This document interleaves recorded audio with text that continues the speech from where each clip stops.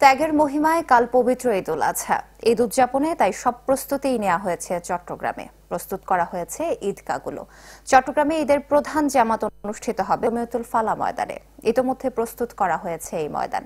সেখানে প্রথম জামাত হবে সকাল 7:30টায়, এরপর 8:15টায় দ্বিতীয় জামাত।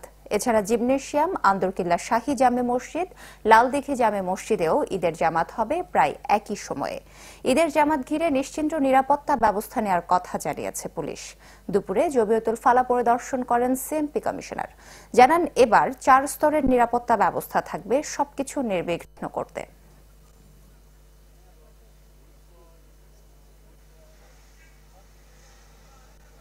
চারতরের একটি নিরাপত্তা ব্যবস্থা আমরা গ্রহণ করেছি।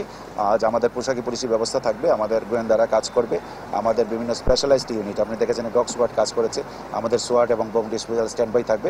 পাশাপাশি বিভিন্ন ধরনের কি বলে যন্ত্রপাতি রিলেটেড যে নিরাপত্তা ব্যবস্থা, সিসি ক্যামেরা সহ অন্যান্য এইটার একটা ব্যবস্থা। স্বাভাবিকভাবে আমি বলবো যে চারতরের একটি সুদৃঢ় নিরাপত্তা ব্যবস্থা শহরে অক্ষুণ্ণ থাকবে। নগদের কাছে সব গ্রাহকই প্রিয়, তাই তো সারা দেশে ক্যাশ আউট চার্জ সবচেয়ে কম।